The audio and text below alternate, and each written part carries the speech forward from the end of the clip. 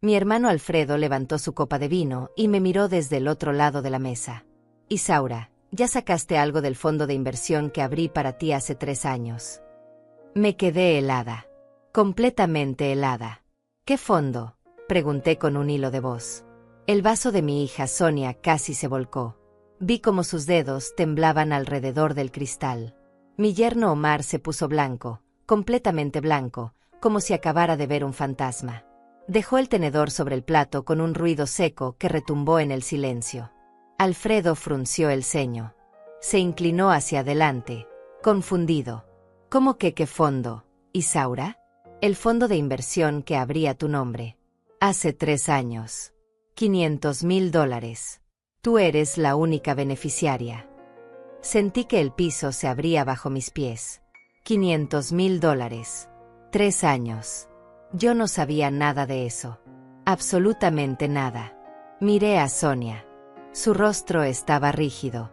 Sus ojos evitaban los míos. Omar había dejado de respirar. Lo noté porque su pecho ya no se movía. Estaba inmóvil, como una estatua de sal. Alfredo, dije despacio, sintiendo cada palabra salir de mi boca como si pesara 1 tonelada, yo nunca recibí ningún documento. Nunca supe de ese dinero.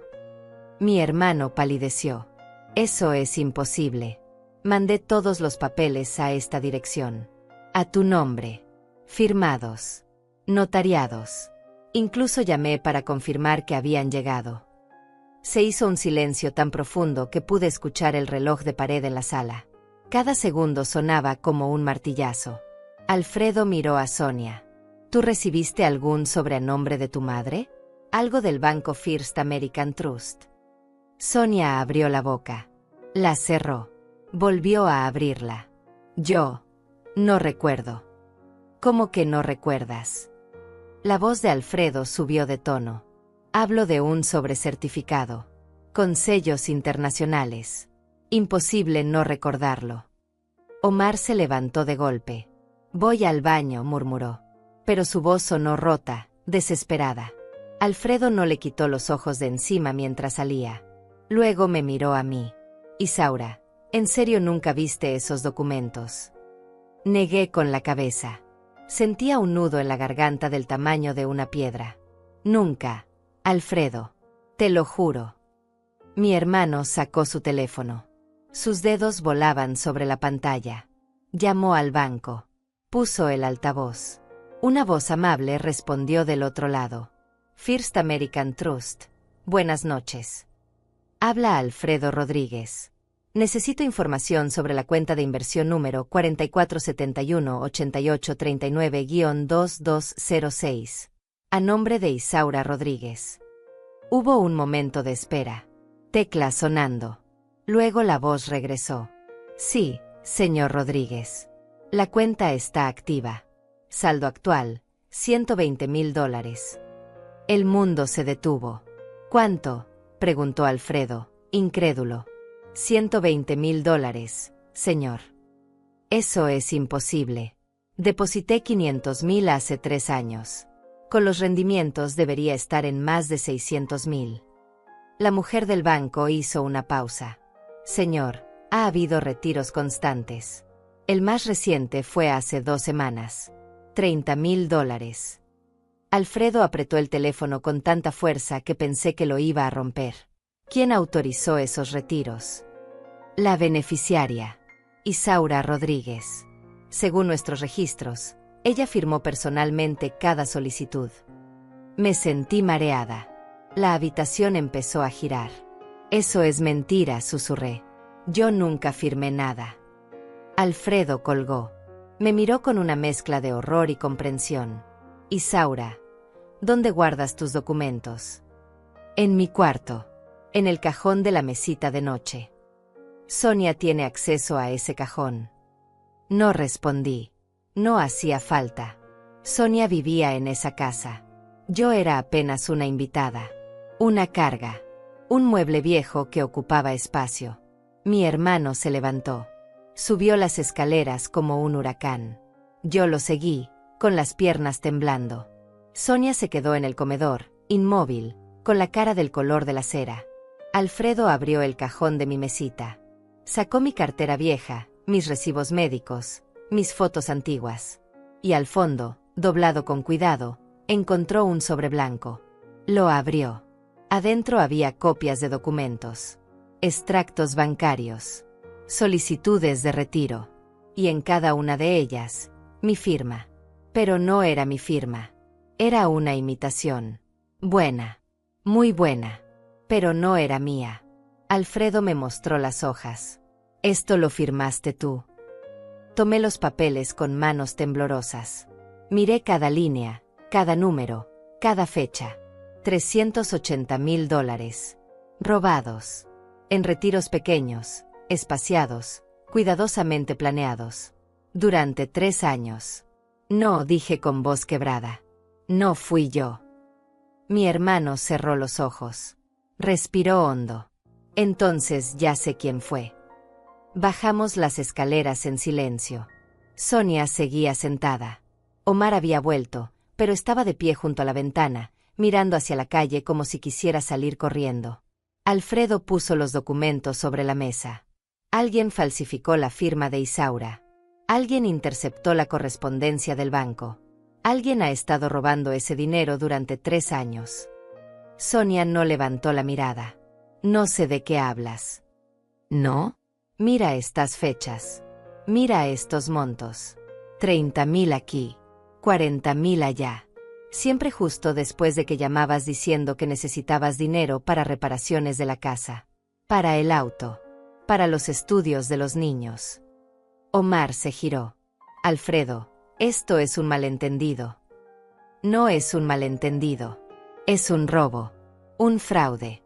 Y voy a llegar hasta el fondo de esto. Sonia finalmente me miró. Y en sus ojos no vi arrepentimiento. Vi miedo. Miedo a ser descubierta. Miedo a perder lo que había construido con mi dinero. Pero también vi algo más. Desprecio. Como si yo no tuviera derecho a ese dinero. Como si fuera natural que ella lo tomara. Me levanté despacio. Muy despacio. Sentía que me movía bajo el agua. Sonia, dije con una calma que no sabía que tenía. ¿Dónde está mi dinero? Ella apretó los labios. No sé de qué hablas, mamá. Mi dinero. Los $500,000 que tu tío puso a mi nombre. ¿Dónde están? Yo no tengo tu dinero. Pero su voz tembló. Y Omar miró al suelo. Alfredo golpeó la mesa. Voy a contratar un abogado. Voy a contratar un investigador privado. Y voy a recuperar hasta el último centavo. Aunque tenga que demandarte, Sonia. Aunque tenga que llevarte a la cárcel. Sonia se puso de pie de un salto. ¿Me vas a amenazar en mi propia casa? Esta casa, dijo Alfredo con voz helada, probablemente fue comprada con el dinero de tu madre. El silencio que siguió fue demoledor. Miré a mi hija, a mi yerno, a mi hermano. Y por primera vez en 3 años, algo cambió dentro de mí. No grité. No lloré. No supliqué. Solo pensé, con una claridad absoluta. Ellos no saben que ya tengo un plan. Ellos no saben que he estado observando. Que he estado esperando. Que este momento era exactamente lo que necesitaba. Tomé mi abrigo del perchero. Me voy a dormir, dije con voz tranquila. Buenas noches. Subí las escaleras. Cerré la puerta de mi cuarto. Me senté en la cama. Y sonreí. Porque ellos pensaban que era una anciana indefensa.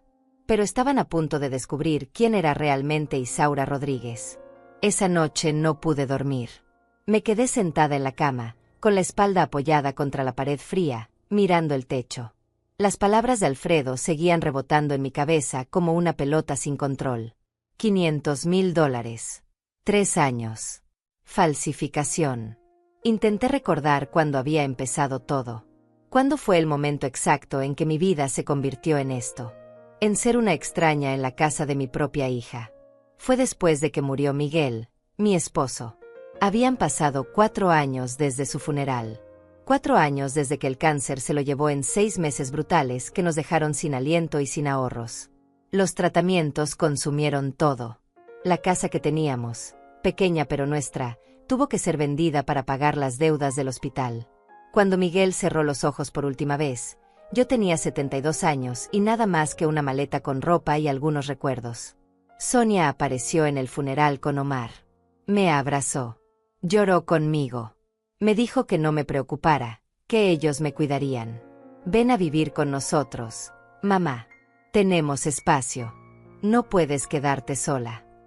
Yo no quería. No quería ser una carga. Pero tampoco tenía opciones. No tenía casa. No tenía dinero. Mi pensión apenas alcanzaba para medicinas. Así que acepté. Los primeros meses fueron buenos. Sonia me trataba con cariño. Me daba el cuarto de huéspedes, pequeño pero cómodo. Comíamos juntas. Hablábamos. Pero poco a poco, las cosas cambiaron. Primero fueron comentarios pequeños. Mamá, ¿podrías limpiar la cocina después de comer? Es que yo trabajo todo el día. Mamá, ¿puedes llevar a los niños a la escuela? A mí se me hace tarde. Mamá, necesito que cuides a los gemelos esta noche. Omar y yo tenemos una cena importante. Yo decía que sí.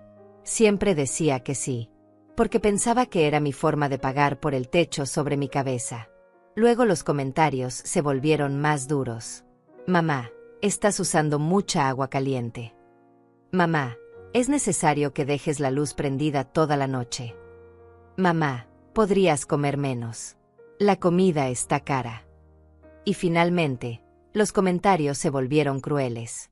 Mamá, no sé cuánto tiempo más podemos mantenerte aquí. Esta casa es pequeña. Los niños están creciendo. Necesitan su espacio. Esa frase la dijo Sonia hace 6 meses. Estábamos en la cocina. Yo estaba lavando platos. Ella entró con una carpeta de facturas en la mano y la dejó caer sobre la mesa con fuerza. Mira esto. El agua. La luz. La comida. Todo ha subido desde que llegaste. Sentí que algo se rompía dentro de mí. Pero no dije nada. Solo seguí lavando platos con manos temblorosas. Sonia suspiró. No lo digo para herirte, mamá. Solo digo que tenemos que ser realistas. Omar y yo trabajamos mucho. Y tú ya no produces nada. No produces nada. Esas palabras se clavaron en mi pecho como vidrios.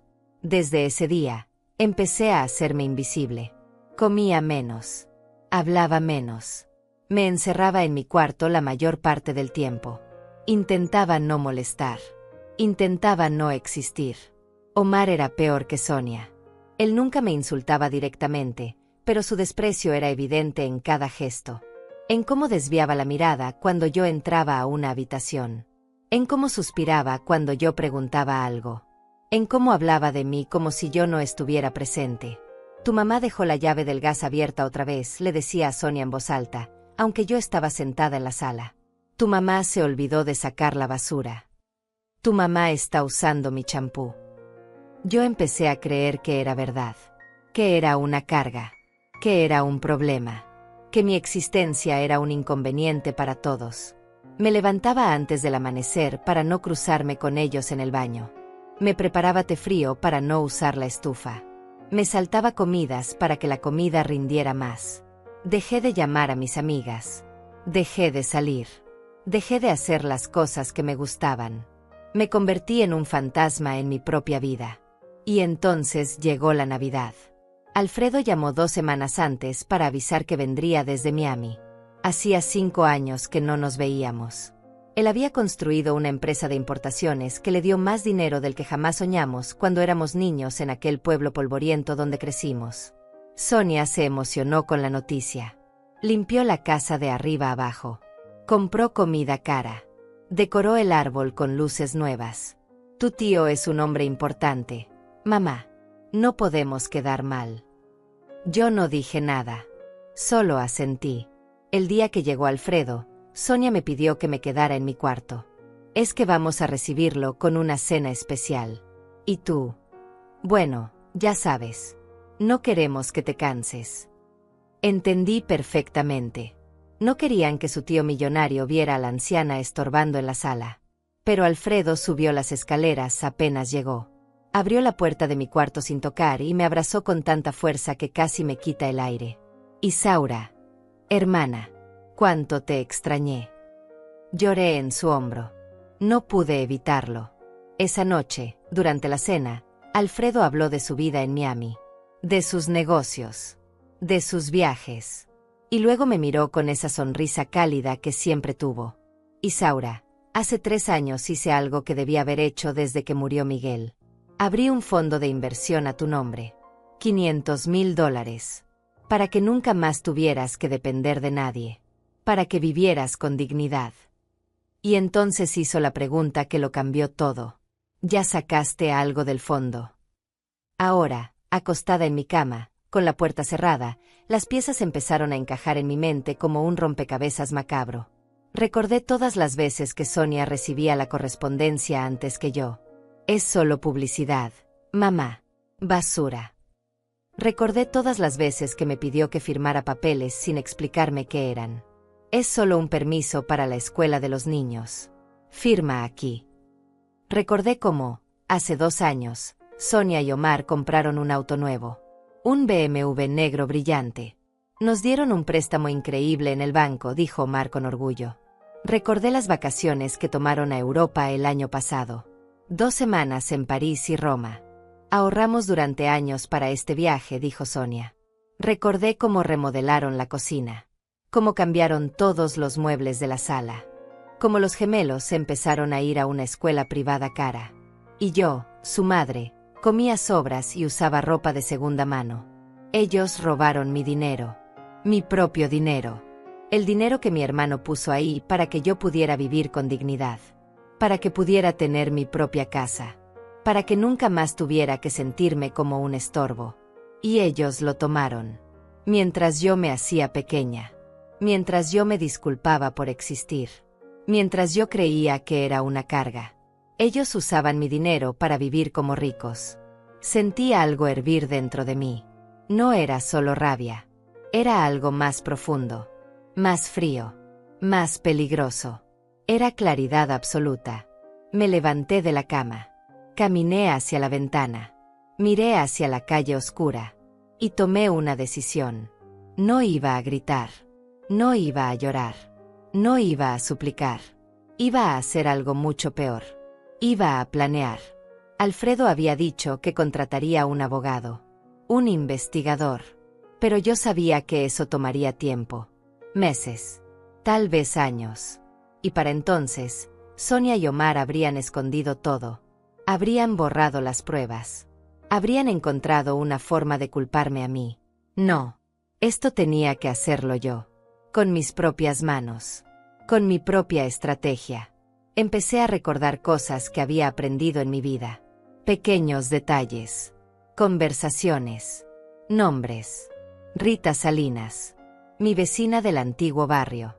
La única amiga que todavía me llamaba de vez en cuando. Ella trabajaba en un despacho legal antes de jubilarse. Conocía a abogados. Conocía a investigadores. Hugo Mesa. El contador que llevaba las finanzas de Miguel cuando teníamos el pequeño negocio de telas. Un hombre honesto.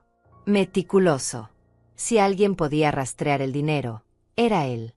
Y Alfredo. Mi hermano. Con sus contactos. Con su dinero. Con su rabia. Tenía aliados. Solo necesitaba tiempo. Y paciencia. Me senté en la cama nuevamente. Saqué un cuaderno viejo del cajón. Una pluma. Y empecé a escribir. Fecha. 26 de diciembre. Primer retiro sospechoso según los documentos. 15 de enero. Hace 3 años. $40,000. Compra del BMW. Febrero. Hace 2 años. Viaje a Europa. Julio del año pasado. Remodelación de la cocina. Octubre del año pasado. Cada dato. Cada fecha. Cada gasto que no cuadraba con los ingresos que Sonia y Omar decían tener. Escribí durante horas. Hasta que el sol empezó a salir por la ventana. Y entonces escuché pasos en el pasillo. Guardé el cuaderno bajo el colchón. Me acosté. Cerré los ojos. La puerta se abrió despacio. Era Sonia. La sentí acercarse. Quedarse de pie junto a mi cama. Mamá, susurró. ¿Estás despierta? No me moví. Respiré lento, como si durmiera profundamente. Ella suspiró. Sentí su mano tocar mi frente. Un gesto que alguna vez fue de cariño.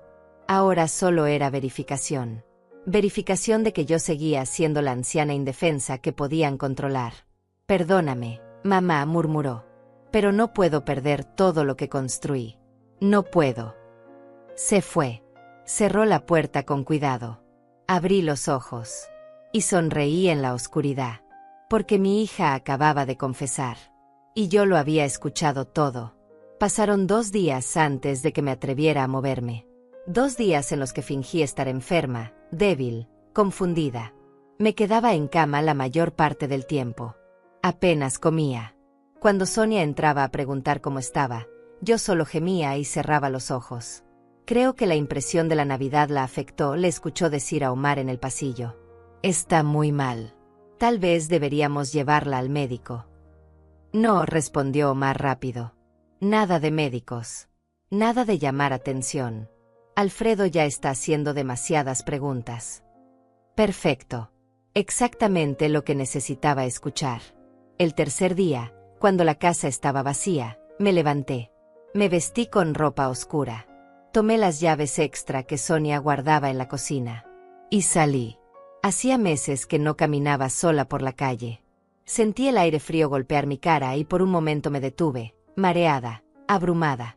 Pero respiré hondo y seguí adelante. Tomé un autobús hasta el centro. Bajé en la plaza principal. Caminé 3 cuadras hasta llegar a un edificio gris con un letrero discreto. Investigaciones Bravo. Servicios legales. Entré. Una secretaria joven me miró con sorpresa. Probablemente no esperaba ver a una anciana de 72 años pidiendo un investigador privado. ¿En qué puedo ayudarla? Necesito hablar con alguien. Es urgente. Es sobre un fraude. Ella dudó un momento. Luego tomó el teléfono. Déjeme ver si el señor Bravo puede atenderla. 5 minutos después estaba sentada frente a un hombre de unos 50 años. Cabello cano, mirada seria. Rafael Bravo. El nombre estaba grabado en una placa sobre su escritorio. Señora Rodríguez. Isaura Rodríguez. Dígame, señora Rodríguez, ¿en qué puedo ayudarla? Le conté todo. Desde el principio. Desde la muerte de Miguel hasta la pregunta de Alfredo en Navidad. Le mostré los documentos que había encontrado en mi cuarto. Las firmas falsificadas. Los retiros. Las fechas. Rafael escuchó sin interrumpir. Tomaba notas en una libreta pequeña. Cuando terminé de hablar, se recostó en su silla y me miró fijamente. Esto es fraude. Falsificación de documentos. Robo. Su hija y su yerno podrían ir a prisión. Lo sé. ¿Está segura de que quiere seguir adelante? Son su familia. Pensé en las palabras de Sonia. No produces nada. Pensé en los años de humillación. En las noches que pasé con hambre para no gastar su comida. En cómo me hicieron sentir invisible. Estoy segura. Rafael asintió. Voy a necesitar acceso a los registros bancarios. Necesito pruebas sólidas de que ellos retiraron ese dinero. Y necesito tiempo. Esto puede tomar semanas. Tal vez meses. ¿Cuánto cobra? $3,000 de anticipo. Luego 2,000 al mes hasta cerrar el caso. No tenía ese dinero. Apenas tenía $200 ahorrados de mi pensión. Rafael debe haber visto el pánico en mi cara. Señora Rodríguez, hay otra opción. Si su hermano está dispuesto a financiar la investigación. Él lo está, dije rápido. Déjeme llamarlo. Salí a la calle. Marqué el número de Alfredo. Respondió al segundo tono. Isaura, ¿dónde estás? Sonia dice que estás enferma en cama. Estoy en el centro. Alfredo, encontré un investigador privado. Necesito tu ayuda.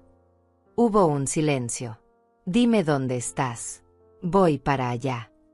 Media hora después, Alfredo entraba a la oficina de Rafael Bravo. Traía una carpeta bajo el brazo y esa expresión que yo conocía desde niño.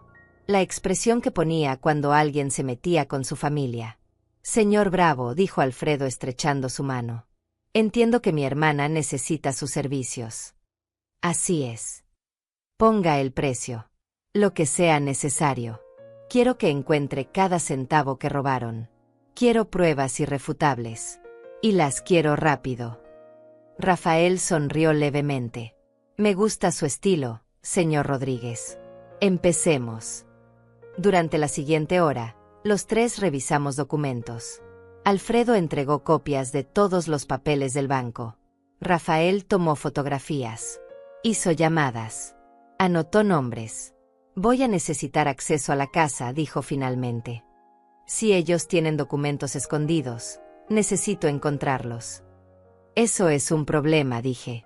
Sonia revisa todo. Si nota que algo fue movido. No se preocupe, interrumpió Rafael. Tengo mis métodos. Ella sale de casa regularmente. Los martes y jueves va al gimnasio. De 10 a 12. Perfecto. Le instalaré una cámara pequeña en su cuarto. Así podrá grabar cualquier conversación sospechosa. Y el martes entraré a revisar la casa. Me quedé helada. ¿Una cámara? En mi cuarto. Es legal. Es su espacio privado. Nadie puede impedirle tener una cámara ahí. Y si ellos entran y dicen algo comprometedor, quedará grabado. Miré a Alfredo. Él asintió. Es buena idea, Isaura. Rafael sacó un dispositivo diminuto de su cajón. Parecía un cargador de teléfono normal. Esto se conecta a la pared. Tiene una cámara integrada. Graba audio y video. Se activa con movimiento. Nadie sospechará nada. Lo tomé con manos temblorosas. ¿Y si lo descubren? No lo harán. Confíe en mí. Salimos de la oficina 2 horas después. Alfredo me llevó a comer a un restaurante tranquilo cerca del parque. Pedimos café y sándwiches. Hacía años que no comía en un restaurante. Isaura, dijo Alfredo tomando mi mano sobre la mesa. ¿Por qué no me dijiste cómo te trataban? Bajé la mirada. Pensé que era mi culpa. Pensé que era una carga. Tú nunca has sido una carga. Eres mi hermana. Te quiero. Y voy a arreglar esto. Te lo prometo. Lloré. Ahí, en medio del restaurante, con el café enfriándose frente a mí. Lloré como no lloraba desde el funeral de Miguel. Alfredo me abrazó. Me dejó llorar en su hombro hasta que no me quedaron más lágrimas. Vamos a recuperar tu dinero, dijo con voz firme. Y vamos a hacer que paguen por lo que hicieron. Regresé a la casa al atardecer. Sonia estaba en la cocina preparando la cena. Me miró sorprendida. Mamá, ¿dónde estabas? Estaba preocupada. Mentira. No había preocupación en su voz. Solo irritación. Salí a caminar. Me sentía mejor. ¿Sola? Pudiste haberte caído. Pudiste haberte perdido. Estoy bien, Sonia. Subí las escaleras despacio, actuando más débil de lo que realmente estaba. Entré a mi cuarto. Cerré la puerta con seguro. Saqué el dispositivo que Rafael me dio. Lo conecté en el enchufe junto a mi cama. La pequeña luz verde parpadeó 2 veces y luego se apagó. Estaba funcionando. Me senté en la cama. Respiré hondo. Ahora venía la parte difícil. Tenía que actuar como si nada hubiera pasado.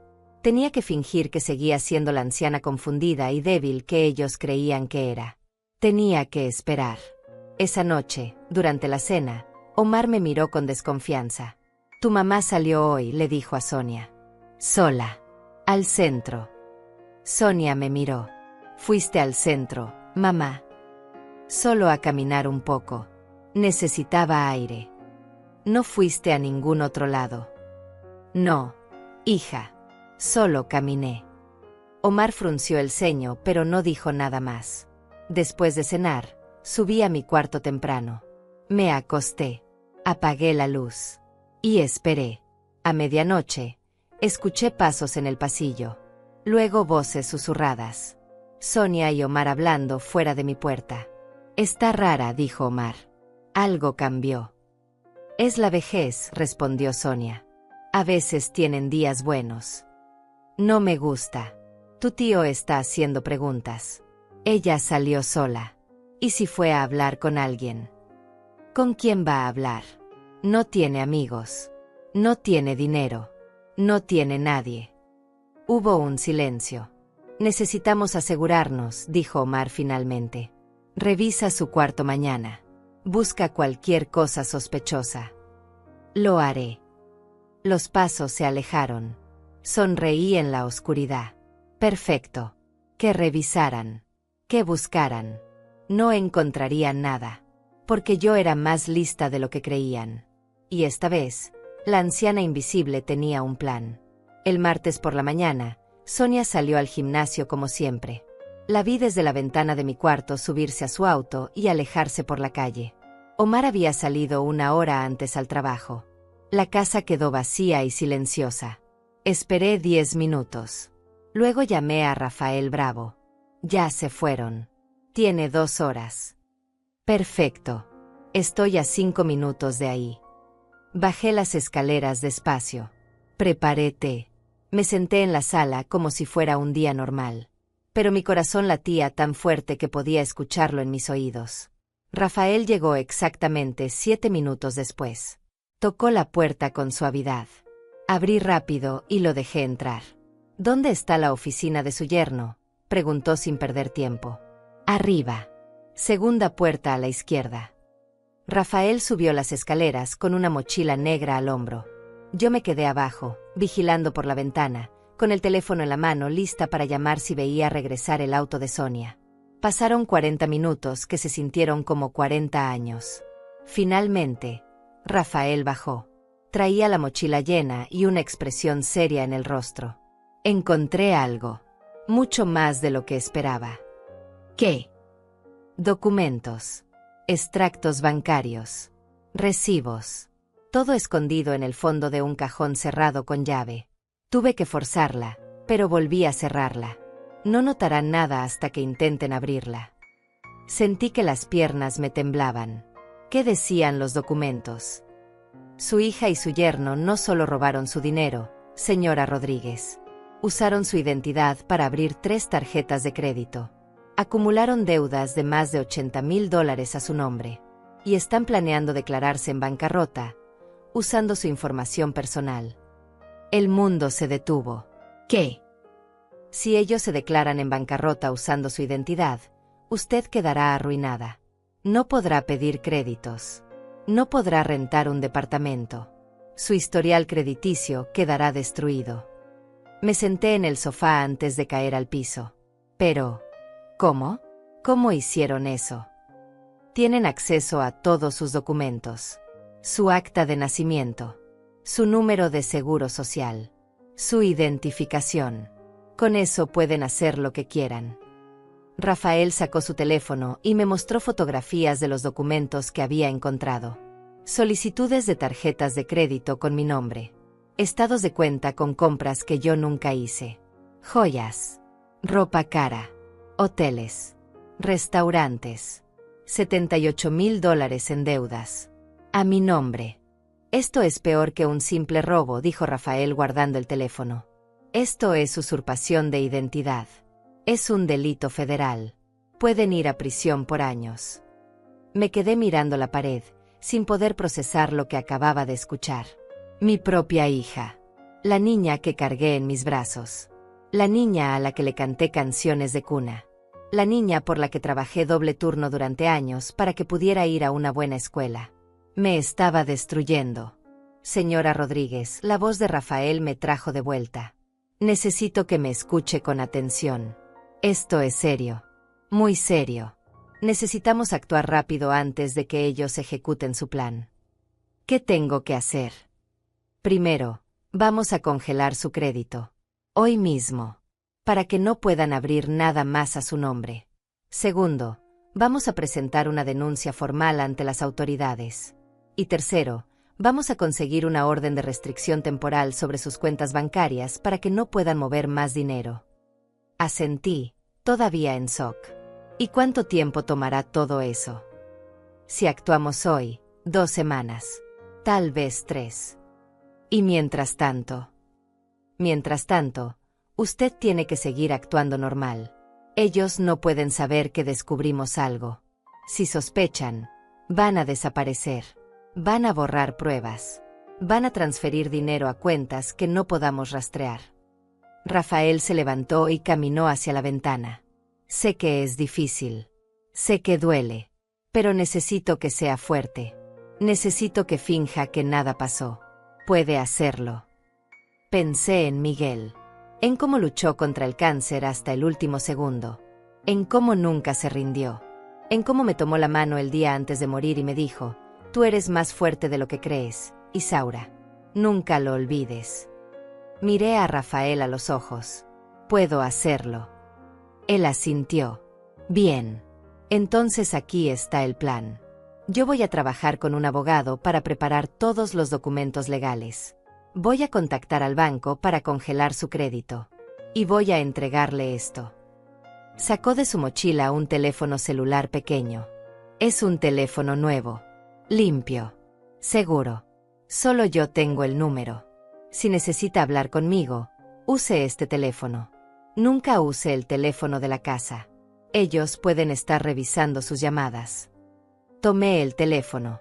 Era simple, antiguo, de esos que solo sirven para llamar y mandar mensajes. Guárdelo bien. Y borre siempre el historial de llamadas después de usarlo. Lo haré. Rafael revisó su reloj. Tengo que irme. Su hija regresa en 30 minutos. Voy a estar en contacto. Y recuerde, actúe normal. No deje que vean que sabe algo. Se fue tan silenciosamente como llegó. Me quedé sola en la sala, mirando el teléfono en mi mano, sintiendo el peso de todo lo que acababa de descubrir. Mi hija no solo me robó dinero, me robó mi identidad, me robó mi futuro, me condenó a una vida de deudas y miseria. Y lo peor de todo, lo hizo sin remordimiento. Subí las escaleras. Escondí el teléfono en el fondo de mi armario, dentro de una caja de zapatos viejos que nadie tocaba. Luego me senté en mi cama y respiré hondo. Tenía que fingir. Tenía que actuar como la anciana débil y confundida que ellos esperaban ver. Media hora después, escuché el auto de Sonia estacionarse. La puerta principal abriéndose. Sus pasos subiendo las escaleras. Tocó a mi puerta. «Mamá, ¿estás despierta?» «Sí, hija. Pasa». Entró con una bolsa del supermercado. «Te traje yogur. El que te gusta». Lo dejó sobre mi mesita de noche. Luego se sentó en el borde de mi cama. «¿Cómo te sientes hoy?» «Mejor. Un poco cansada, pero mejor». Ella asintió. Me miró con esos ojos que alguna vez fueron tiernos y ahora solo calculaban, medían, evaluaban. «Mamá, necesito preguntarte algo». «Dime». «El tío Alfredo me llamó ayer. Dice que va a contratar un abogado.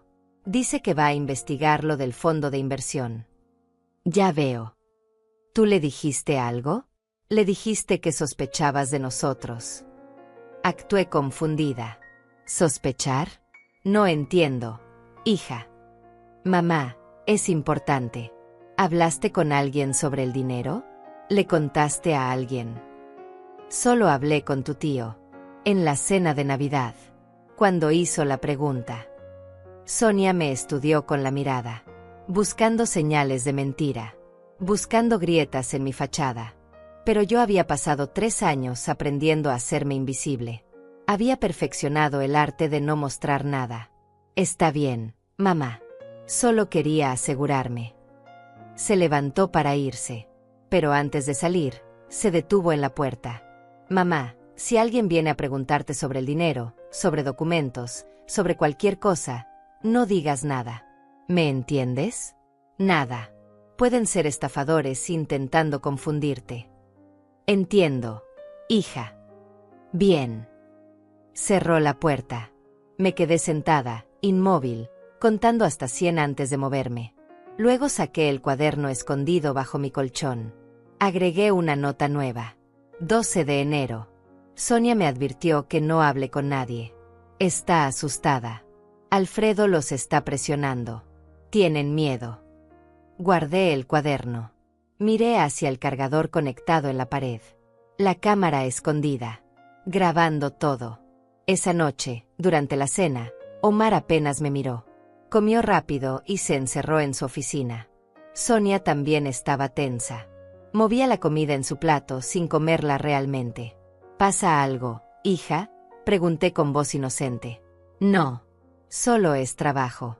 Mucho estrés. Mentira. Pero yo solo asentí y seguí comiendo mi sopa en silencio. Después de lavar los platos, subí a mi cuarto. Cerré la puerta. Saqué el teléfono que Rafael me dio. Tenía un mensaje. Crédito congelado. Abogado contactado. Reunión mañana 3 de la tarde, lugar: Cafetería El Roble. Venga sola.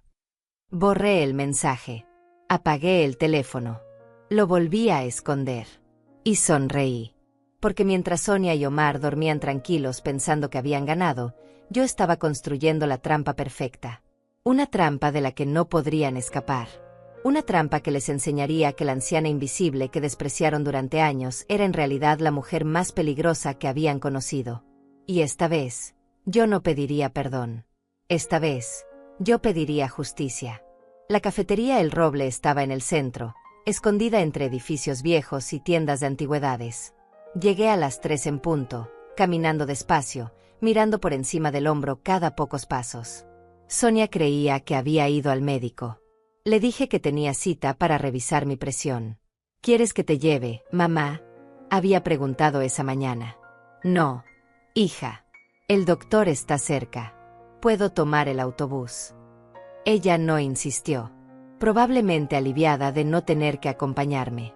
Rafael ya estaba en una mesa del fondo. Con él había un hombre mayor, de unos 60 años, con lentes gruesos y un maletín de cuero gastado. Se levantaron cuando me vieron llegar. Señora Rodríguez, dijo Rafael. Él es Hugo Mesa, contador forense.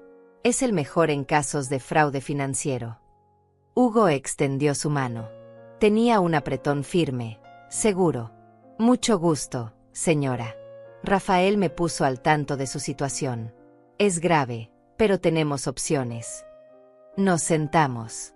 Pedí un té que no tenía intención de beber.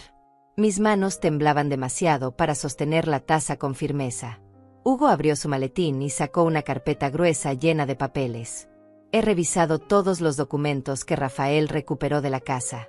Y también solicité información directamente al banco. Aquí está lo que encontramos. Puso varios papeles frente a mí. Números. Fechas. Transacciones. Su hija y su yerno retiraron un total de $380,000 de su fondo de inversión durante 3 años. Pero eso no es todo. Abrieron 3 tarjetas de crédito a su nombre con límites combinados de $100,000. Actualmente tienen una deuda de $78,000. Hugo pasó otro papel.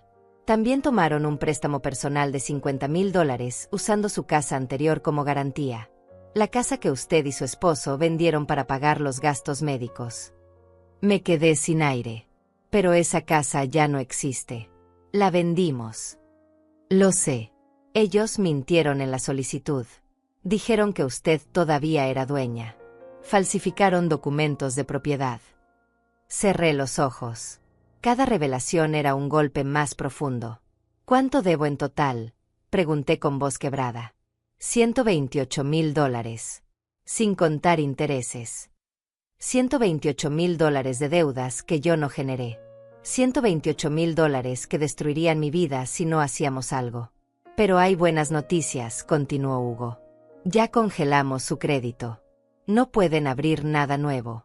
Y tenemos pruebas suficientes para demostrar que usted no firmó esos documentos. Vamos a limpiar su nombre. ¿Cuánto tiempo tomará? 2 meses. Tal vez 3. Pero lo lograremos. Rafael se inclinó hacia adelante. Señora Rodríguez, ahora viene la parte importante. Necesitamos que nos ayude a preparar la trampa final. ¿Qué trampa? Vamos a organizar una cena familiar. En 2 semanas. Usted va a invitar a su hija, su yerno, su hermano Alfredo, y a cualquier otro familiar cercano que tenga. Va a decirles que quiere hacer las paces. Que quiere discutir el tema del dinero de forma civilizada. ¿Para qué? para exponerlos públicamente, frente a toda la familia, con pruebas irrefutables. Hugo asintió. Durante esa cena, vamos a presentar todos los documentos. Vamos a mostrar los extractos bancarios, las falsificaciones, las deudas. Y vamos a darles dos opciones: devolver todo el dinero voluntariamente y enfrentar consecuencias civiles, o negarse y enfrentar cargos criminales. Sentí un escalofrío recorrer mi espalda. ¿Y si se niegan? Entonces llamamos a la policía, dijo Rafael con voz fría. Tengo un oficial en espera. Un amigo que me debe un favor. Estará afuera de la casa durante la cena. Si ellos se niegan a cooperar, entra y los arresta inmediatamente. Miré a ambos hombres. Vi la determinación en sus ojos, la rabia controlada, el deseo de justicia. Ustedes harían todo esto por mí. Hugo sonrió con tristeza. Señora Rodríguez, hace 30 años, cuando mi esposa estaba enferma de cáncer, yo no tenía dinero para pagar los tratamientos. Su esposo Miguel me prestó $20,000 sin pedirme intereses. Me dijo que se los pagara cuando pudiera. Salvó la vida de mi esposa. Sentí lágrimas quemando mis ojos. Nunca olvidé esa bondad, continuó Hugo. Y cuando Rafael me contó lo que le estaban haciendo a la viuda de Miguel, supe que tenía que ayudar. No solo por él, sino porque es lo correcto. Rafael también habló. Mi madre pasó por algo similar. Mi hermano la robó. La dejó en la calle.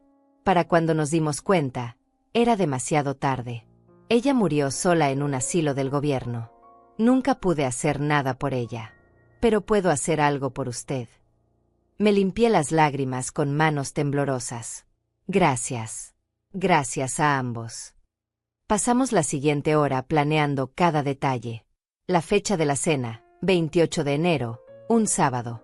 El lugar, la casa de Sonia, porque si intentábamos hacerlo en otro lugar, ella sospecharía. Los invitados, Alfredo, mi prima Lourdes, la vecina Rita, que siempre fue como una hermana para mí. Necesitamos testigos, explicó Rafael. Gente que vea lo que sucede. Gente en quien usted confíe. ¿Y si Sonia se niega a hacer la cena? No se negará.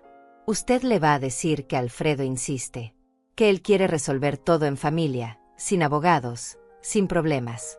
Ella querrá esa oportunidad. Creerá que puede manipular la situación. Hugo sacó más papeles. También necesito que firme estos documentos. Son autorizaciones para que podamos actuar en su nombre, para presentar demandas, para hablar con el banco, para recuperar su dinero. Firmé cada papel con mano firme, más firme de lo que había estado en años. Cuando terminamos, ya era de noche. Salí de la cafetería sintiéndome extrañamente ligera, como si un peso que había cargado durante años finalmente empezara a levantarse. Regresé a la casa en autobús. Sonia estaba en la cocina preparando la cena. ¿Cómo estuvo el médico, mamá? Bien. Dice que mi presión está mejor. ¡Qué bueno! Cenamos en silencio. Omar llegó tarde, como siempre, oliendo a whisky y cigarro. Me miró con desconfianza cuando pasé junto al camino a las escaleras. Esa noche, acostada en mi cama, saqué mi cuaderno. Escribí cada detalle de la reunión, cada nombre, cada plan. Y luego escribí algo más. En 2 semanas, todo termina. En 2 semanas, recupero mi vida. En 2 semanas, Sonia y Omar van a entender que subestimaron a la mujer equivocada. Los días siguientes fueron los más difíciles. Tuve que seguir actuando como si nada pasara. Seguir siendo la anciana invisible. Seguir aceptando migajas. Pero ahora, cada insulto era combustible. Cada gesto de desprecio era motivación. Cada vez que me trataban como basura, yo sonreía por dentro, sabiendo lo que venía. El jueves de esa semana, llamé a Alfredo. Hermano, necesito pedirte un favor. Lo que sea, Isaura. Quiero organizar una cena familiar. Aquí en casa de Sonia. El 28 de enero. ¿Puedes venir? Hubo una pausa. Alfredo entendió inmediatamente. Es hora. Es hora. Ahí estaré. con todo lo que necesites. Luego llamé a Lourdes, mi prima. Hacía meses que no hablábamos. ¿Isaura? ¿Eres tú? Sí, Lourdes. Te extraño. ¿Podrías venir a una cena el 28? Quiero que estemos juntas. Por supuesto. ¿Estás bien? Suenas diferente. Estoy mejor que nunca. Y finalmente llamé a Rita, mi vecina del antiguo barrio. Rita, necesito que vengas a una cena. Es importante. ¿Qué pasa, Isaura? ¿Estás en problemas? Ya no. Pero necesito que estés ahí. Cuenta conmigo. Esa noche, durante la cena, le dije a Sonia casualmente: hija, quiero hacer una cena familiar el 28. Invitar a tu tío Alfredo, a tu prima Lourdes, a Rita, para celebrar que estamos todos juntos. Sonia me miró sorprendida. ¿Una cena? ¿Aquí? Sí. Alfredo insiste. Dice que quiere resolver el tema del dinero en familia. Sin abogados. Sin problemas. Solo nosotros hablando. Vi el interés brillar en sus ojos. La avaricia.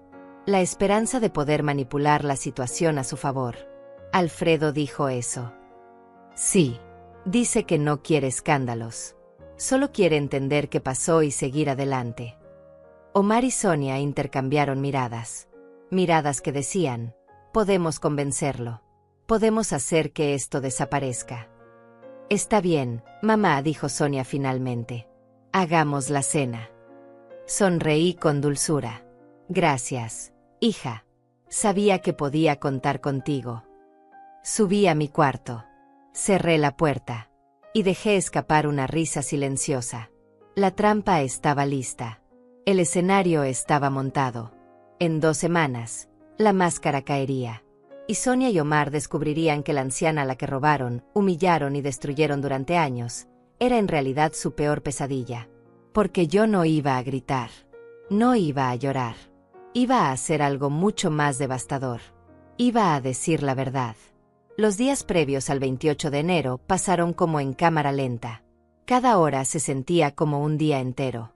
Cada minuto pesaba como una piedra en mi pecho. Pero yo seguía adelante, paso a paso, respiración a respiración. Sonia empezó a preparar la casa con nerviosismo evidente. Limpió cada rincón. Compró flores frescas.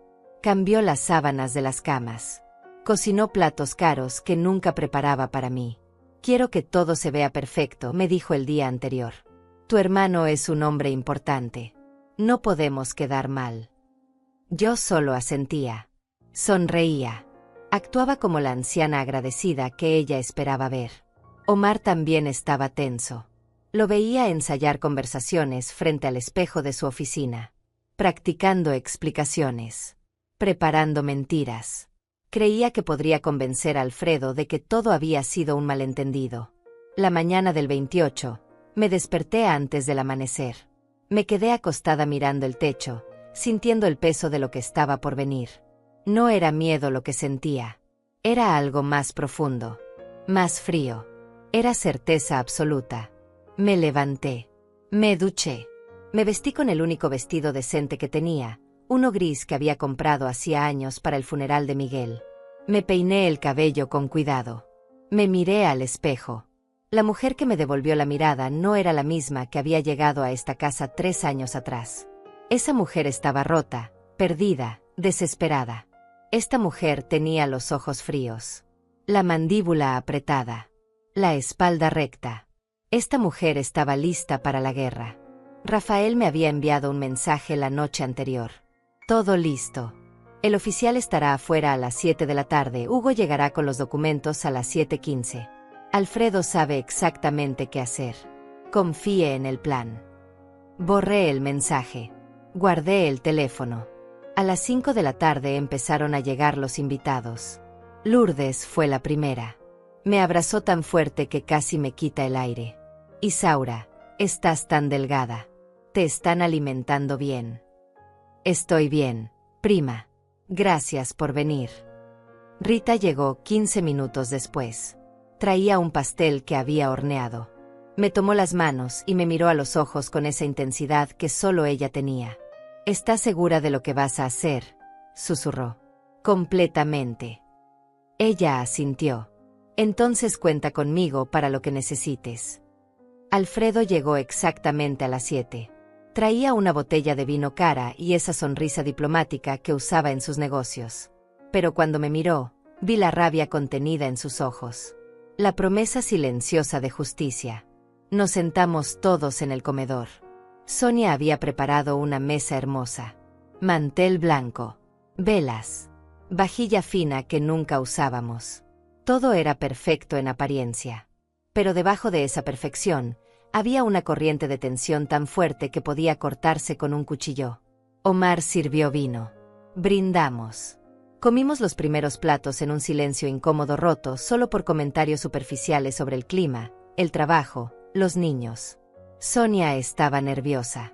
Hablaba demasiado. Reía demasiado fuerte. Llenaba su copa de vino cada 5 minutos.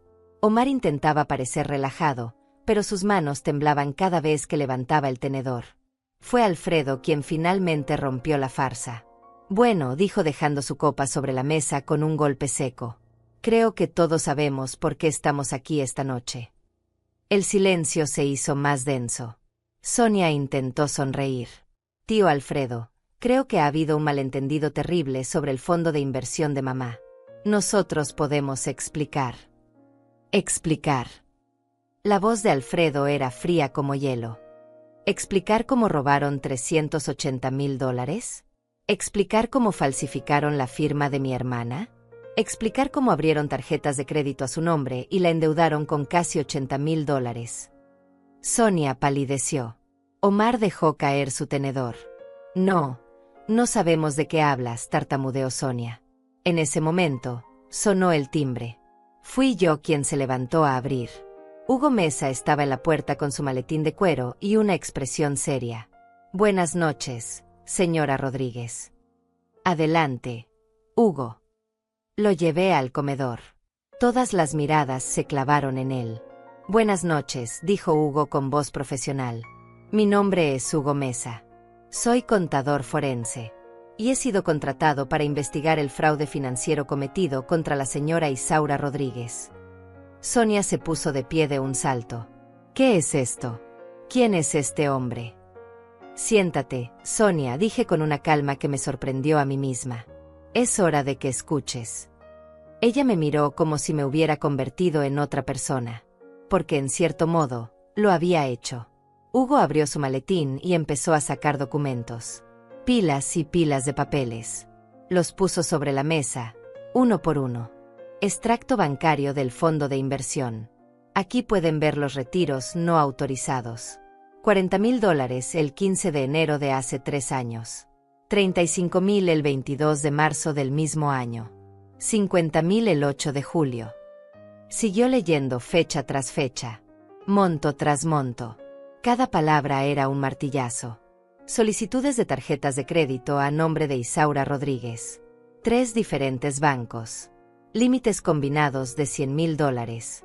Deuda actual, $78,000. Puso más papeles.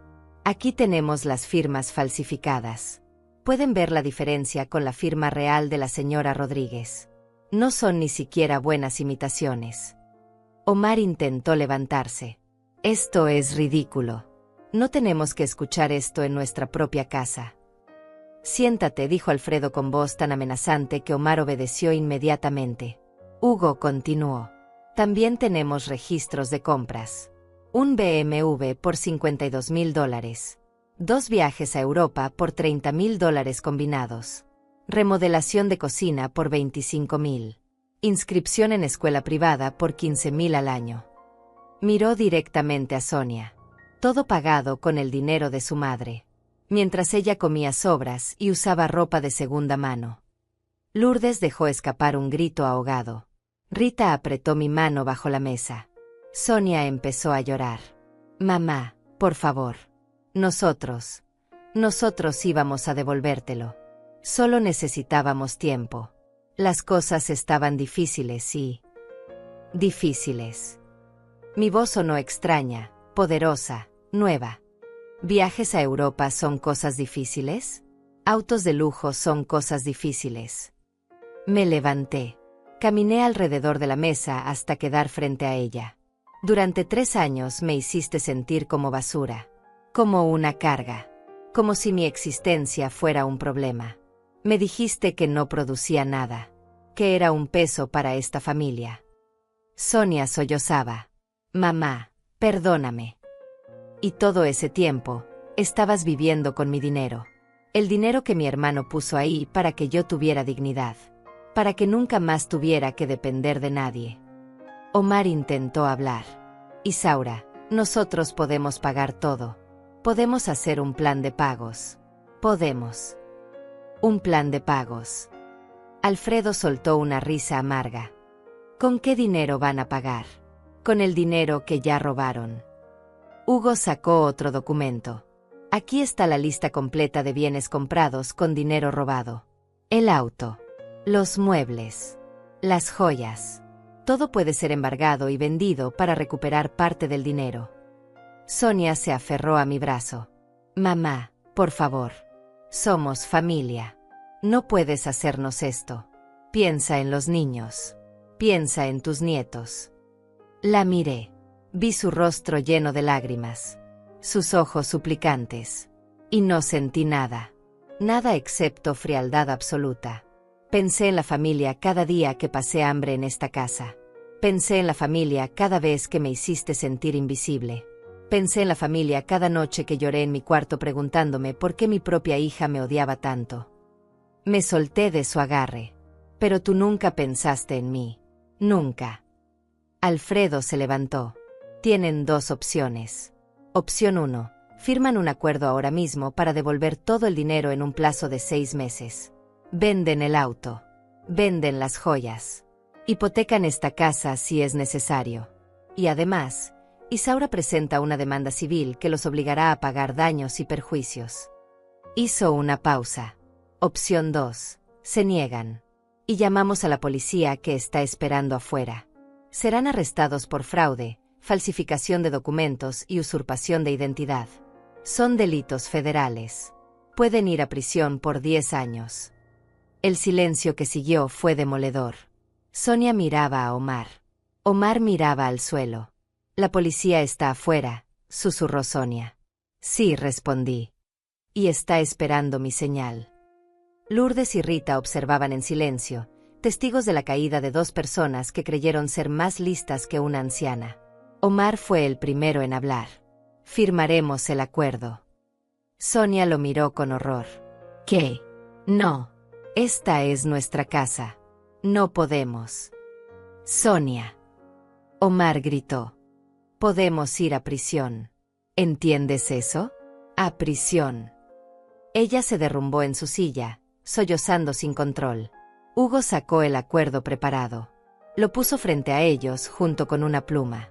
Firmen aquí. Y aquí. Y aquí. Omar firmó primero. Su mano temblaba tanto que apenas podía escribir. Sonia tardó más. Miraba el papel como si fuera su sentencia de muerte. Porque en cierto modo, lo era. Finalmente, firmó. Hugo recogió los documentos. Este acuerdo es legalmente vinculante. Si no cumplen con los pagos, serán procesados automáticamente. No habrá segunda oportunidad. Se fue sin decir más.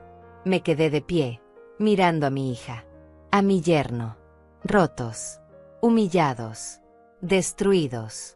Y sentí algo que no había sentido en 3 años. Paz. La sala quedó sumida en un silencio tan pesado que podía sentirse en la piel. Nadie se movió durante lo que parecieron horas, pero fueron apenas segundos. El sonido de los sollozos de Sonia llenaba el espacio como una música distorsionada y cruel. Omar tenía la cabeza entre las manos, escondiendo su rostro de la vergüenza que lo consumía. Alfredo fue el primero en romper ese momento suspendido en el tiempo. Se levantó de su silla con movimientos lentos y deliberados. Caminó hacia mí y puso su mano sobre mi hombro. No necesitó decir nada. Su presencia era suficiente. Era el apoyo que me había faltado durante tanto tiempo. Era la familia real que nunca me había abandonado, incluso cuando estaba a miles de kilómetros de distancia. Lourdes también se levantó. Vino hacia mí con los ojos llenos de lágrimas, pero con una expresión de orgullo que nunca olvidaré. Me abrazó fuerte, sin palabras, porque las palabras no alcanzaban para expresar lo que estaba sucediendo. Rita permaneció sentada, pero sus ojos me seguían con una mezcla de admiración y tristeza. Ella sabía mejor que nadie lo que me había costado llegar hasta aquí. Miré a Sonia. Mi hija. La niña que había crecido en mis brazos. La niña a quien le había enseñado a caminar, a leer, a ser fuerte. Y ahora estaba ahí, rota por sus propias decisiones, destruida por su propia avaricia. Parte de mí quería sentir lástima. Parte de mí quería acercarme y abrazarla como lo hacía cuando era pequeña y tenía pesadillas. Pero otra parte de mí, la parte que había sido humillada y degradada durante 3 años interminables, se mantenía firme como una roca. Los documentos firmados estaban sobre la mesa. Prueba tangible de la traición. Prueba irrefutable de lo que habían hecho. Cada firma era una confesión. Cada inicial era una admisión de culpa. No habría forma de escapar ahora. No habría manera de borrar lo que acababan de reconocer frente a testigos. Omar finalmente levantó la cabeza. Su rostro estaba pálido, demacrado, como si hubiera envejecido 10 años en una sola noche. Me miró con una mezcla de odio y miedo. Odio porque había sido derrotado. Miedo porque sabía que su vida tal como la conocía había terminado. El BMW tendría que ser vendido. Las joyas tendrían que ir a casas de empeño. La casa tendría que ser hipotecada. Todo lo que habían construido con mi dinero robado se desmoronaría como un castillo de naipes. Sonia seguía llorando, pero sus lágrimas ya no me conmovían.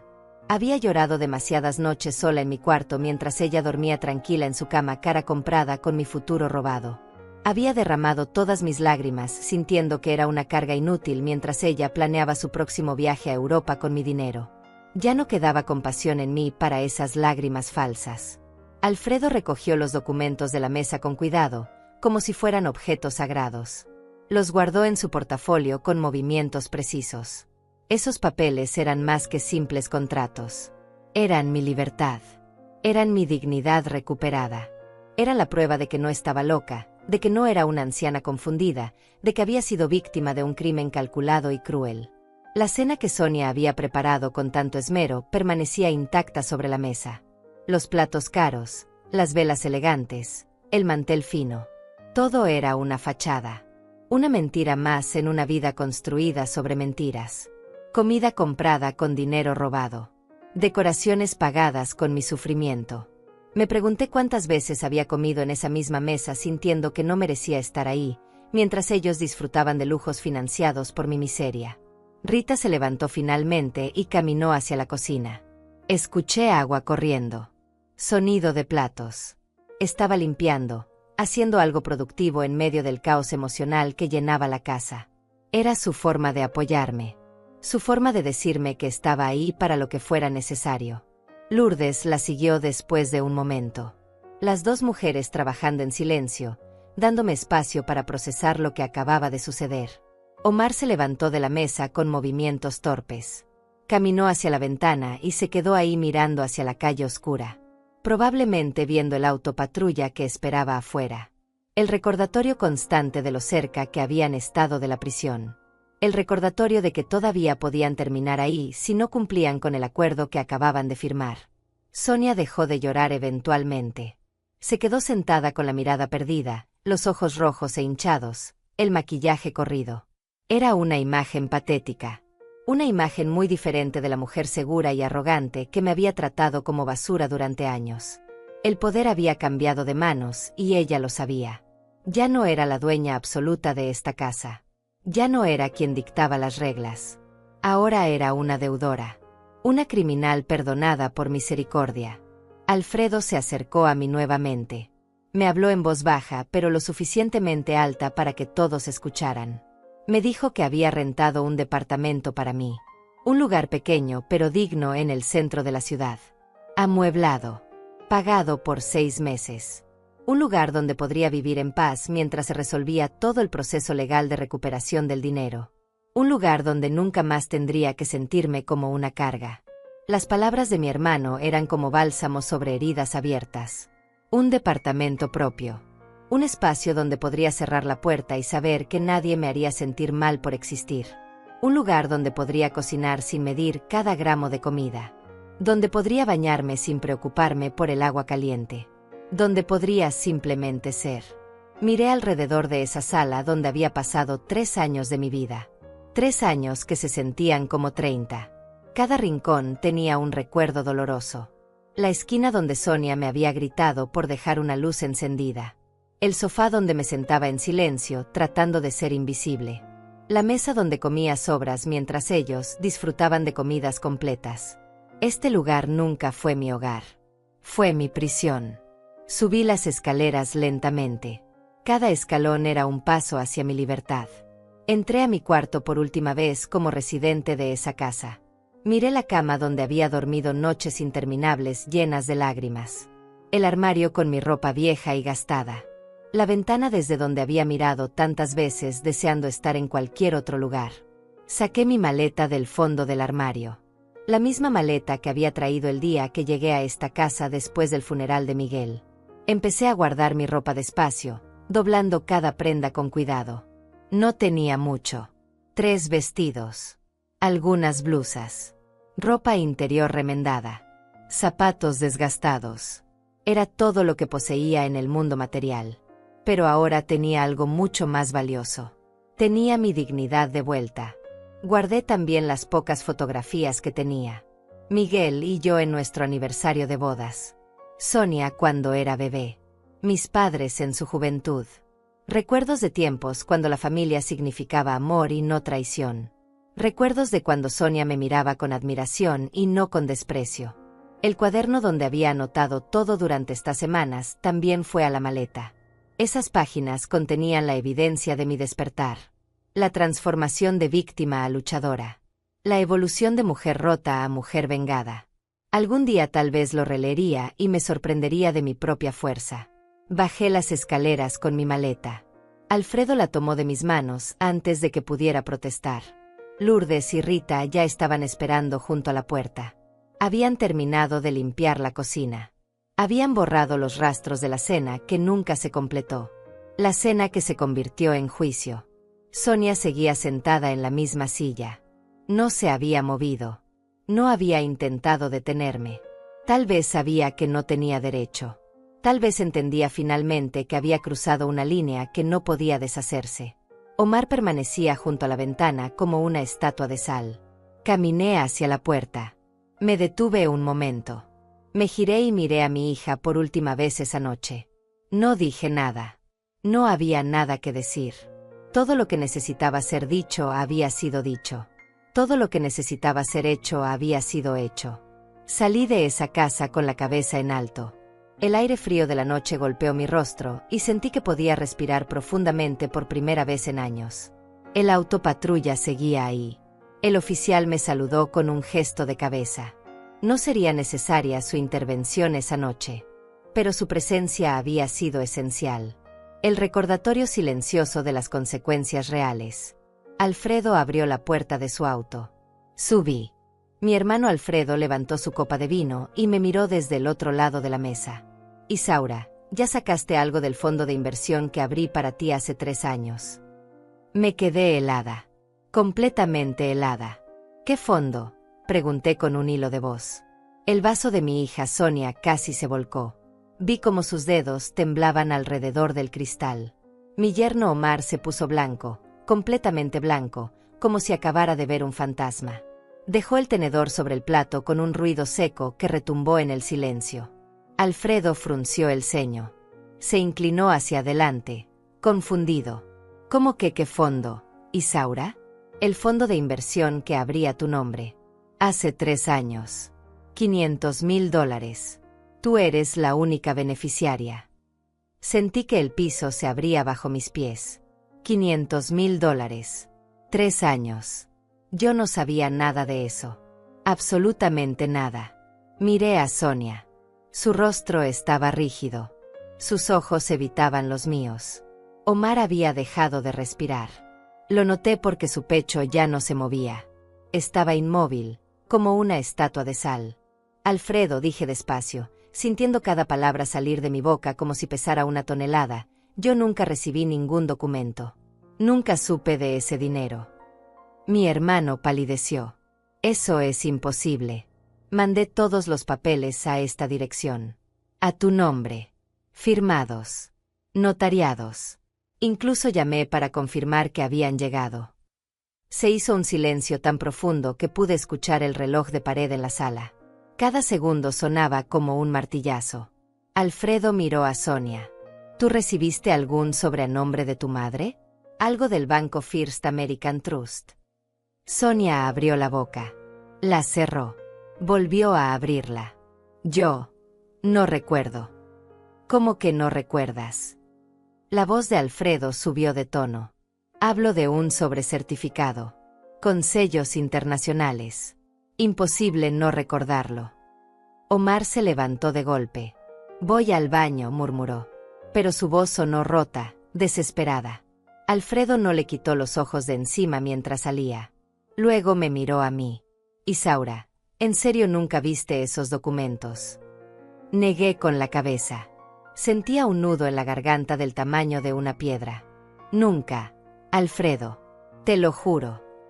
Mi hermano sacó su teléfono. Sus dedos volaban sobre la pantalla. Llamó al banco. Puso el altavoz. Una voz amable respondió del otro lado. First American Trust. Buenas noches. Habla Alfredo Rodríguez.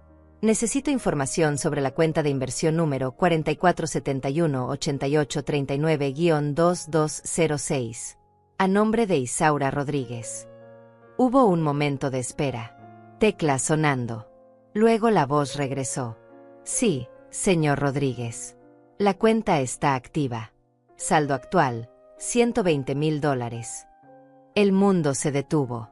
¿Cuánto?, preguntó Alfredo, incrédulo.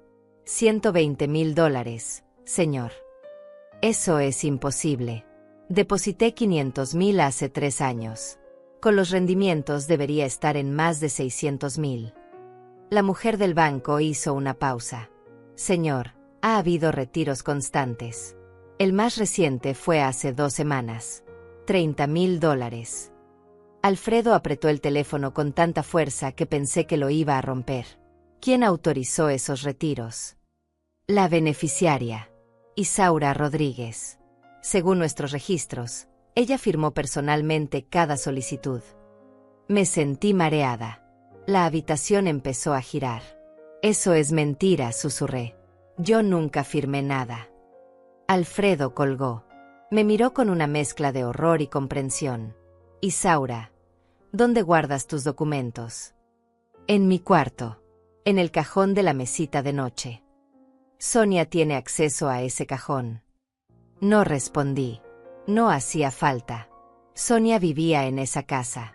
Yo era apenas una invitada. Una carga. Un mueble viejo que ocupaba espacio. Mi hermano se levantó. Subió las escaleras como un huracán. Yo lo seguí, con las piernas temblando. Sonia se quedó en el comedor, inmóvil, con la cara del color de la cera. Alfredo abrió el cajón de mi mesita. Sacó mi cartera vieja, mis recibos médicos, mis fotos antiguas. Y al fondo, doblado con cuidado, encontró un sobre blanco. Lo abrió. Adentro había copias de documentos, extractos bancarios, solicitudes de retiro. Y en cada una de ellas, mi firma. Pero no era mi firma. Era una imitación. Buena.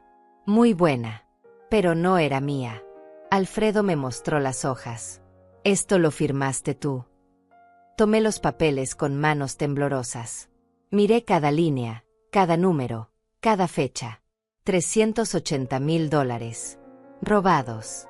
En retiros pequeños, espaciados, cuidadosamente planeados. Durante 3 años. No, dije con voz quebrada. No fui yo. Mi hermano cerró los ojos. Respiró hondo. Entonces ya sé quién fue.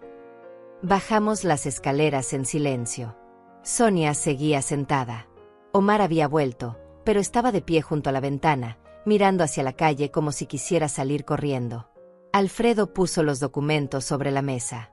Alguien falsificó la firma de Isaura. Alguien interceptó la correspondencia del banco. Alguien ha estado robando ese dinero durante 3 años. Sonia no levantó la mirada. No sé de qué hablas. ¿No? Mira estas fechas. Mira estos montos.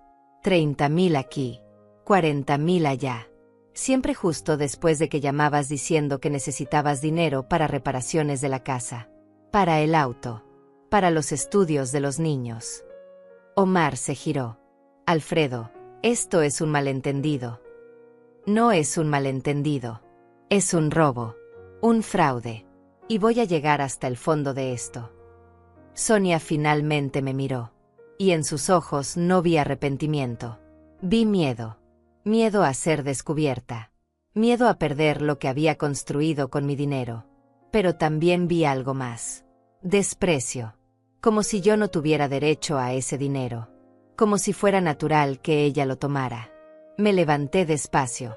Muy despacio. Sentía que me movía bajo el agua. Sonia, dije con una calma que no sabía que tenía. ¿Dónde está mi dinero? Ella apretó los labios. No sé de qué hablas, mamá. Mi dinero. Los $500.000 que tu tío puso a mi nombre. ¿Dónde están? Yo no tengo tu dinero. Pero su voz tembló. Y Omar miró al suelo. Alfredo golpeó la mesa. Voy a contratar un abogado. Voy a contratar un investigador privado. Y voy a recuperar hasta el último centavo. Aunque tenga que demandarte, Sonia. Aunque tenga que llevarte a la cárcel. Sonia se puso de pie de un salto. ¿Me vas a amenazar en mi propia casa? Esta casa, dijo Alfredo con voz helada, probablemente fue comprada con el dinero de tu madre. El silencio que siguió fue demoledor. Miré a mi hija, a mi yerno, a mi hermano. Y por primera vez en 3 años, algo cambió dentro de mí. No grité, no lloré, no supliqué. Solo pensé, con una claridad absoluta. Ellos no saben que ya tengo un plan. Mi hermano Alfredo levantó su copa de vino y me miró desde el otro lado de la mesa. Isaura, ya sacaste algo del fondo de inversión que abrí para ti hace 3 años. Me quedé helada. Completamente helada. ¿Qué fondo? Pregunté con un hilo de voz. El vaso de mi hija Sonia casi se volcó. Vi cómo sus dedos temblaban alrededor del cristal. Mi yerno Omar se puso blanco, completamente blanco, como si acabara de ver un fantasma. Dejó el tenedor sobre el plato con un ruido seco que retumbó en el silencio. Alfredo frunció el ceño. Se inclinó hacia adelante, confundido. ¿Cómo que qué fondo, Isaura? El fondo de inversión que abrí a tu nombre. Hace 3 años. $500.000. Tú eres la única beneficiaria. Sentí que el piso se abría bajo mis pies. $500.000. 3 años. Yo no sabía nada de eso. Absolutamente nada. Miré a Sonia. Su rostro estaba rígido. Sus ojos evitaban los míos. Omar había dejado de respirar. Lo noté porque su pecho ya no se movía. Estaba inmóvil, como una estatua de sal. Alfredo, dije despacio, sintiendo cada palabra salir de mi boca como si pesara 1 tonelada, yo nunca recibí ningún documento. Nunca supe de ese dinero. Mi hermano palideció. Eso es imposible. Mandé todos los papeles a esta dirección. A tu nombre. Firmados. Notariados. Incluso llamé para confirmar que habían llegado. Se hizo un silencio tan profundo que pude escuchar el reloj de pared en la sala. Cada segundo sonaba como un martillazo. Alfredo miró a Sonia. ¿Tú recibiste algún sobre a nombre de tu madre? Algo del banco First American Trust. Sonia abrió la boca. La cerró. Volvió a abrirla. Yo. No recuerdo. ¿Cómo que no recuerdas? La voz de Alfredo subió de tono.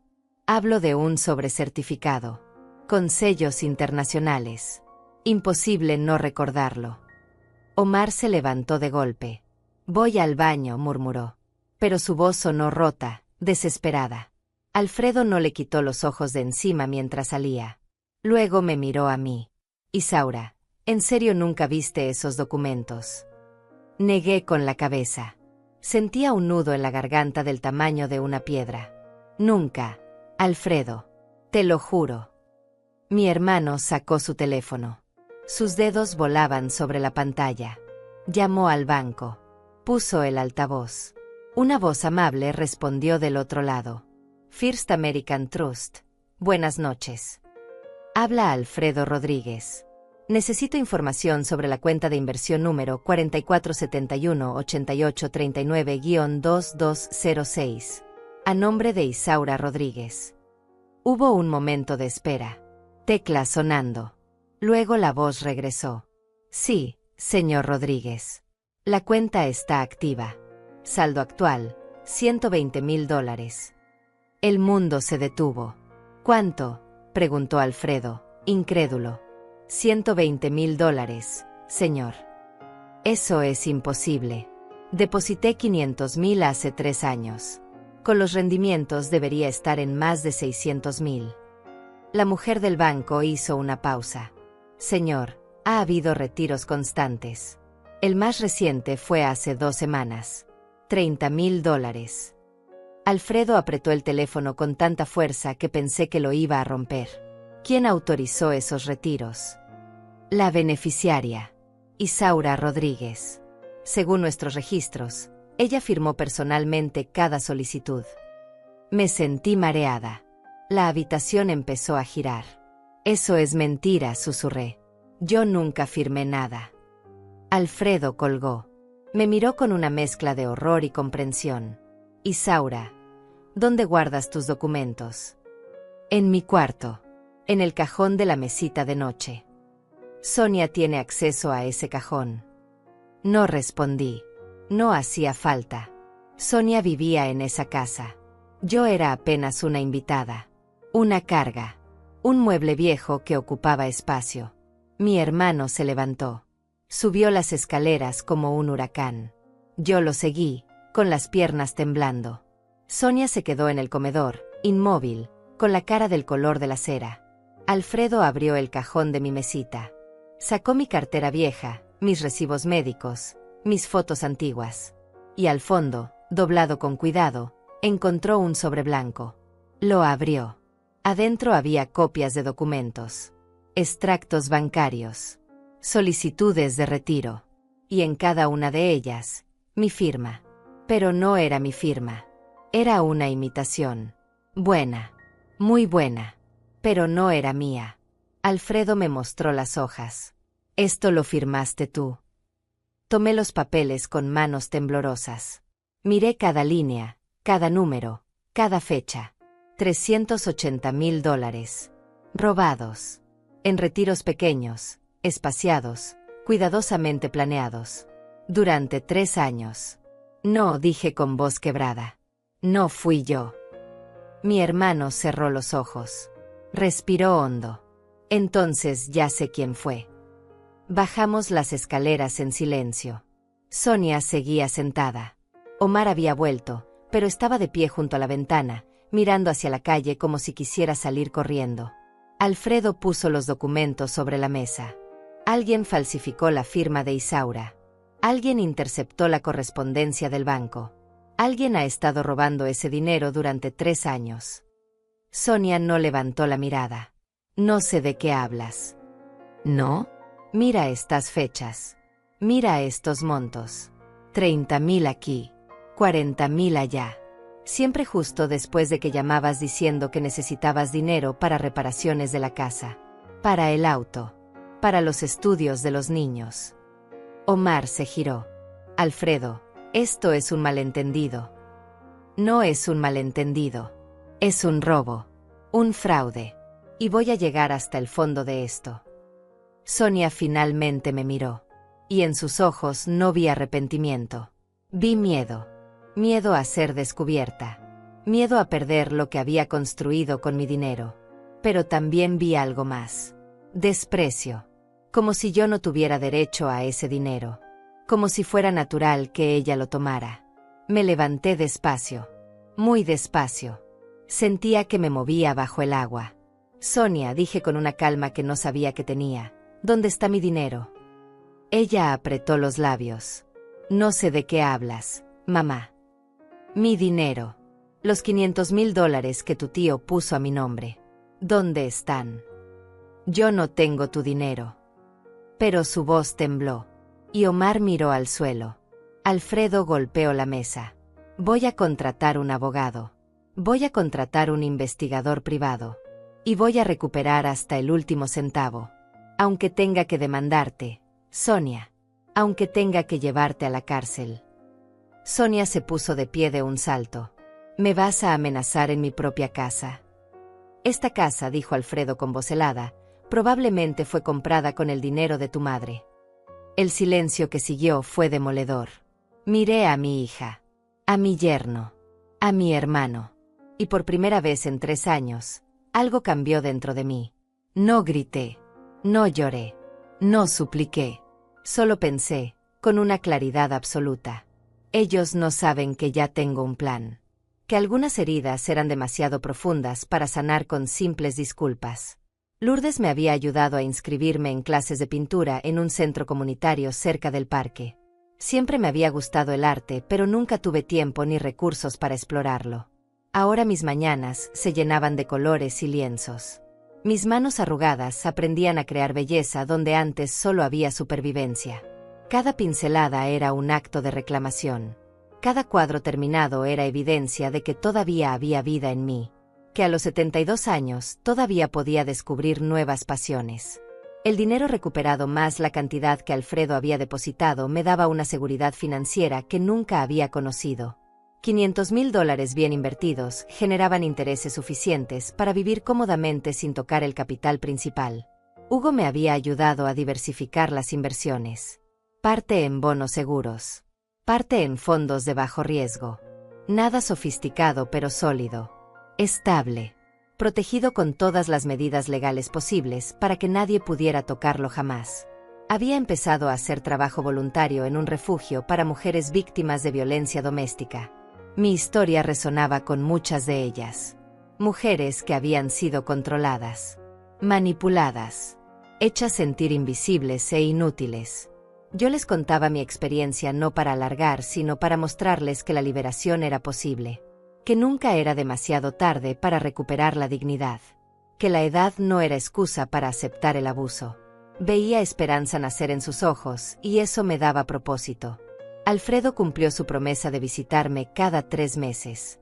Sus visitas eran breves pero intensas. Comíamos en buenos restaurantes. Caminábamos por el parque. Hablábamos de nuestra infancia en aquel pueblo polvoriento que ahora parecía existir en otra vida. Me actualizaba sobre sus negocios. Sobre Miami. Sobre el mundo más allá de mi pequeña ciudad. Pero lo más importante era que me escuchaba. Me trataba como igual. Como la hermana mayor que siempre fui y no como la anciana débil que otros habían intentado hacerme creer que era. Los nietos nunca intentaron contactarme. Sonia probablemente les había contado su versión de la historia. Una versión donde ella era la víctima y yo la villana cruel que destruyó a su familia. Parte de mí dolía por esa pérdida. Por no poder ver crecer a esos niños. Pero otra parte entendía que era el precio necesario de mi libertad. No podía tener relación con ellos sin tener que lidiar con Sonia. Y ese precio era demasiado alto para mi paz mental. Había empezado a escribir. Nada pretencioso. Solo memorias de mi vida. De Miguel. De los años buenos. De la enfermedad. De la traición. De la recuperación. Escribía a mano en cuadernos baratos comprados en la papelería de la esquina. No sabía si alguien más leería esas páginas algún día. No importaba. Las escribía para mí. Para procesar. Para recordar que mi historia tenía valor incluso si nadie más la conocía. Una tarde de junio recibí una carta certificada. El remitente era una firma de abogados que no reconocí. Dentro había documentos legales explicando que Omar había intentado declararse en bancarrota para escapar de otras deudas que tenía. Pero gracias a nuestro caso previo y las evidencias de fraude, el juez había negado su solicitud. Tendría que pagar cada centavo que debía. La justicia seguía funcionando incluso cuando yo ya no participaba activamente en el proceso. El departamento que Alfredo había rentado inicialmente por 6 meses ahora era oficialmente mío. Lo había comprado con parte del dinero recuperado. pequeño pero propio, con escrituras a mi nombre, con seguridad absoluta de que nadie podría quitármelo. Había agregado toques personales, fotografías de Miguel en las paredes, plantas en las ventanas, libros en repisas nuevas. Se había convertido en el hogar que nunca tuve en casa de Sonia. Rita me contó que había visto a Sonia en el supermercado, que se veía envejecida, cansada, que usaba ropa barata y cargaba bolsas de tela en lugar de las carteras de diseñador que antes exhibía con orgullo, que Omar había perdido su trabajo en la empresa donde trabajaba después de que corriera el rumor de sus problemas legales, que estaban sobreviviendo con empleos temporales y préstamos de amigos que cada vez eran menos. La vida que construyeron con dinero robado se había derrumbado completamente. No sentí satisfacción al escuchar eso. No sentí el placer oscuro de la venganza cumplida. Solo sentí una tristeza distante por vidas desperdiciadas, por elecciones equivocadas, por codicia que destruyó lo único que realmente importaba, la familia que pudimos haber sido, la relación madre e hija que pudo haber existido si Sonia hubiera elegido diferente. Pero esa tristeza ya no me consumía, ya no me definía. Cumplí 73 años en septiembre. Rita y Lourdes organizaron una pequeña fiesta en mi departamento. Alfredo voló desde Miami. Hugo y Rafael también vinieron. Éramos apenas 6 personas en esa sala pequeña, pero la calidez era infinita. El pastel era modesto. Las velas eran de supermercado. Los regalos eran simples. Pero el amor era real. El respeto era genuino. La celebración era verdadera. Cuando soplé las velas no pedí un deseo. Ya tenía todo lo que necesitaba. Tenía techo propio, comida en mi mesa, amigos leales, hermano devoto, seguridad financiera, paz mental, propósito de vida. A los 73 años había aprendido que la riqueza verdadera no estaba en cuentas bancarias ni en casas grandes. Estaba en poder dormir tranquila sin miedo, en poder mirarte al espejo con orgullo, en saber que habías luchado por ti misma cuando todos esperaban que te rindieras. Las noches de insomnio ya no existían. Dormía profundamente sabiendo que había hecho lo correcto, que había defendido mi dignidad sin disculpas, que había enseñado una lección dura pero necesaria sobre las consecuencias de la traición. Algunos dirían que fui cruel, que una madre debería perdonar siempre. Pero yo sabía la verdad. Perdonar no significa olvidar. No significa permitir más abuso. No significa sacrificar tu propia alma por mantener apariencias de familia funcional. Miguel me visitaba en sueños a veces. No eran pesadillas, sino encuentros tranquilos donde conversábamos como antes. En esos sueños él me decía que estaba orgulloso, que había hecho bien en pelear, que había honrado su memoria al no dejar que me destruyeran. Despertaba de esos sueños con lágrimas en las mejillas, pero sonrisa en los labios. La muerte no había roto nuestro vínculo, solo lo había transformado. Una tarde de octubre estaba caminando por el parque cuando vi a una mujer mayor sentada en una banca llorando. Me acerqué despacio. Le pregunté si estaba bien. Entre sollozos me contó que su hijo la había echado de casa, que no tenía dónde ir, que se sentía inútil y vieja. Me senté junto a ella. Le tomé la mano y le conté mi historia. No toda, solo lo suficiente para que supiera que no estaba sola, que había salidas, que había esperanza incluso cuando todo parecía perdido. Le di el número de Rita, el contacto del refugio donde hacía voluntariado, la dirección de Hugo por si necesitaba ayuda legal. No sé qué pasó con ella después, si tomó mi ayuda o no, pero planté una semilla. Di luz donde había oscuridad. Y eso era suficiente. Esa era mi misión ahora. Ayudar a otras mujeres invisibles a encontrar su voz, su fuerza, su camino hacia la libertad. Los meses siguieron pasando. El invierno llegó con nieve ligera que cubría la ciudad de blanco. Navidad se acercaba nuevamente. Un año completo desde aquella cena que había detonado todo. Alfredo preguntó si quería pasar las fiestas con él en Miami.